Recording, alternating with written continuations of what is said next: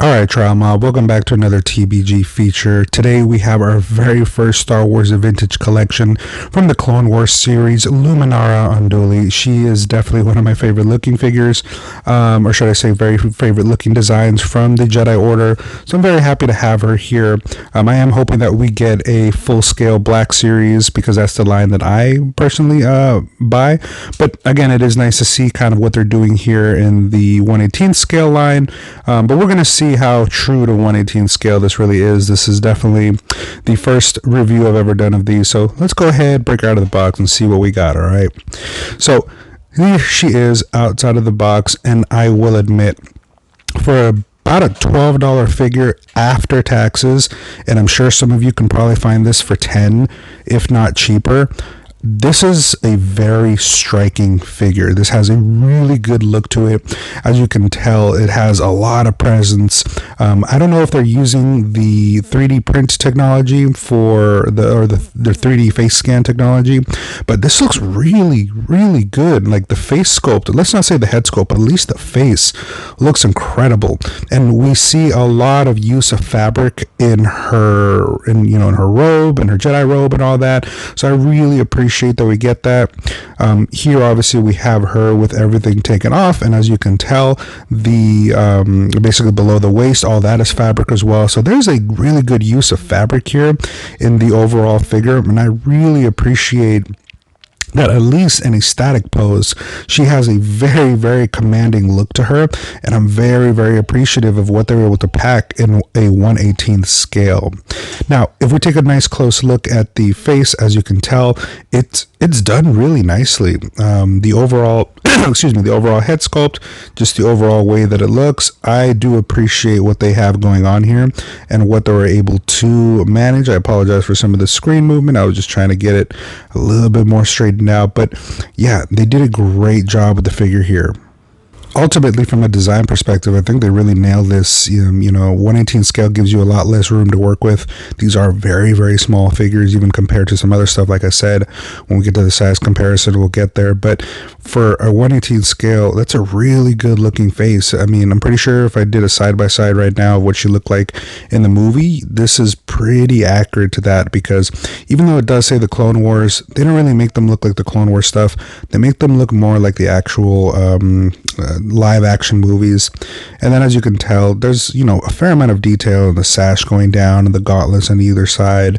Again, I think a lot was put into this figure, so I appreciate how much we get. But we're going to get into a few other things. So accessories. So obviously she comes with that cloak, she comes with that headpiece that is sculpted fairly nicely, and of course the lightsaber. The robe itself, it's not very high quality. As you can tell, you can see like right through it. I would say that happens even on the thicker stuff. This is probably the same product that they always use for cloth, just smaller. And it's done decently enough. As you can tell, as you saw earlier, it looks really nice on her. And then the sculpting of the headgear looks very, very nice. It has, ruffles everywhere, wrinkles. They did a really good job of making this look, I would say, accurate, and it's nice and long as it should be. It 100% hinders the figure, though.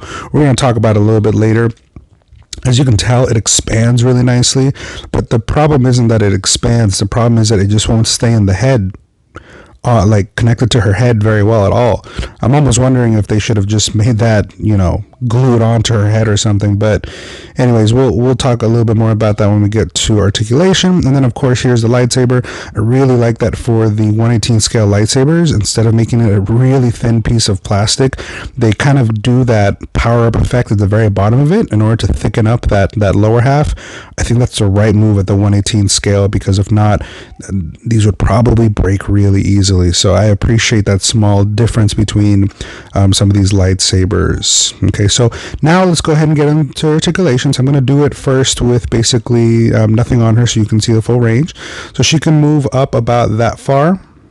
She can look down. I mean, as you can tell, the hair gets in the way, but she can look down about that far, which really isn't, I wouldn't even say it's looking down. I think it's looking straight into somebody's eyes, really. So I wouldn't say it looks down at all. Of course, it does a 360 and a little bit of a pivot left to right. T-pose isn't a problem without the headpiece. As you can tell, it goes all the way into a strong Y pose, so way past the T-pose, so that's good. And then obviously the arms do a full 360, but because of the way that they've sculpted that side piece, she, first of all, can't even get to 90 degrees. And I think I might have done the arms incorrectly, but even when you do them, when you twist them around and have that part that I'm pointing at right there on the inside, it only goes marginally higher than that, but still not to 90 degrees. So no matter what you do, you can't get 90 degrees out of these arms. Man, Hasbro really needs to step up their game when they're doing ruffled shoulder, elbow pieces like that. All they do is really hinder what you can do with the figure, and it really sucks because this is supposed to be a lightsaber duelist, and it already sucks enough that you can't get articulation with her headpiece on, let alone that even when you take it off, you still don't get all that you need, but with it on, you need more than what you see here. So there you go, just showing the fact that you can get the full 360 in the pivot. The wrists themselves, no articulation, they just spin. I'm not quite sure if the waist has any articulation, but it does spin full 360, so that's good. But as far as I can tell, there's no forward and back. Now this right here, when I first found this out, I was devastated. I probably would not have bought this figure if I would have known this ahead of time.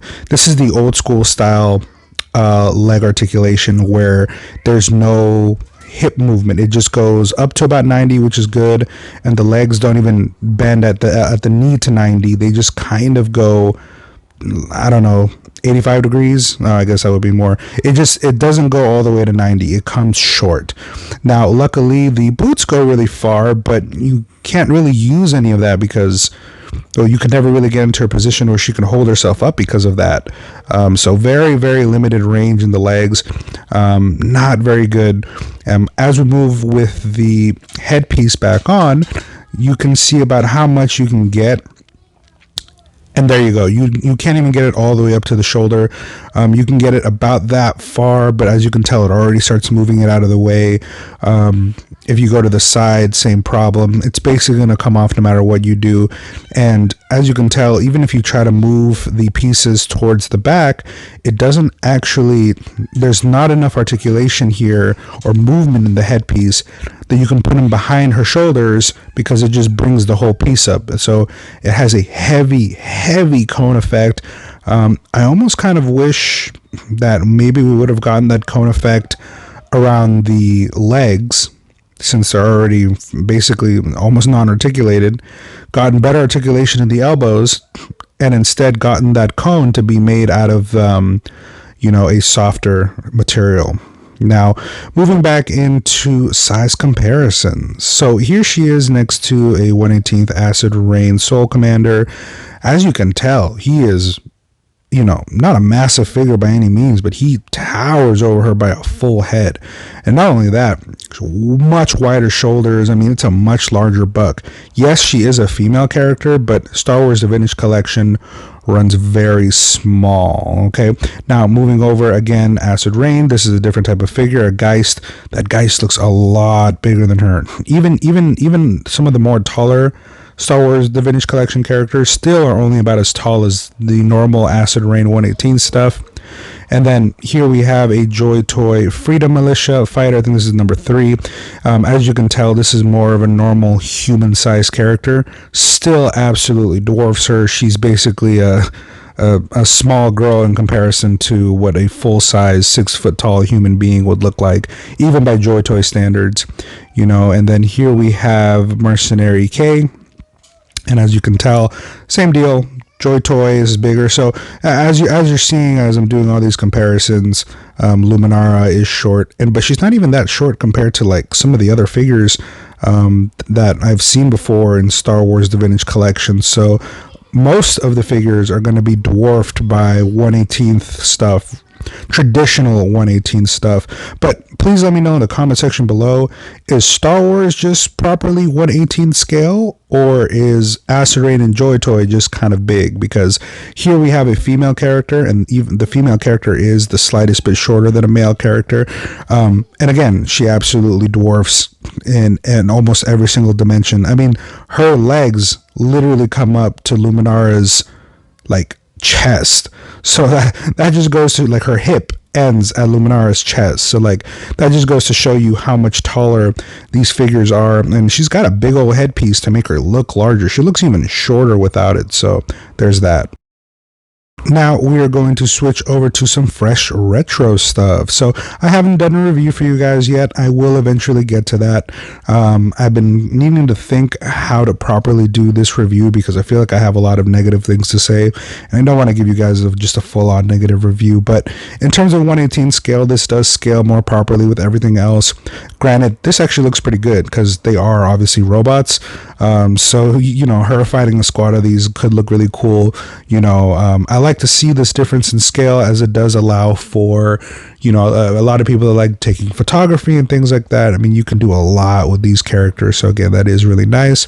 And then again, from the Fresh Retro series, this is the larger robot of the two, and I mean, this dude is huge even compared to, you know, normal Acid Rain stuff, so not a problem whatsoever. It's still a lot bigger, but again, because he's a robot, because he's got that robot aesthetic, you know, it doesn't really matter how big or small he is. It always looks correct, you know, it always looks right in comparison to anything around him because, well, a robot can be any size that you want. And then we have her here next to a Krieg soldier. Again, I've been lagging on giving you guys this Krieg soldier review. I have a lot of negative things to say. I don't want to give you guys just a negative review, so I need to figure out how I properly want to talk to you guys about that figure. But as you can tell, towers over her, not a problem there in terms of how much he towers over her. Now, of course, this right here should be a lot bigger. That's the biggest gripe. I'm not going to stop saying it. My biggest gripe with why I haven't bought these is they're just too small. These Primaris Ultramarines from Joy Toy. But anyways, compared to Luminara, who is this smaller size, a smaller height, this looks a lot better. As you can tell, she's not a human, but a human-sized female alien character that comes up to about the breastplate does seem to be pretty accurate to me. Okay, now let's go ahead and do a few things here. She is a lightsaber, basically a sword-wielding character, and because of the smaller size, you already can't get her into a lot of the poses that you want to. So not only can you not get her to 90 degrees with her weapon in her elbow,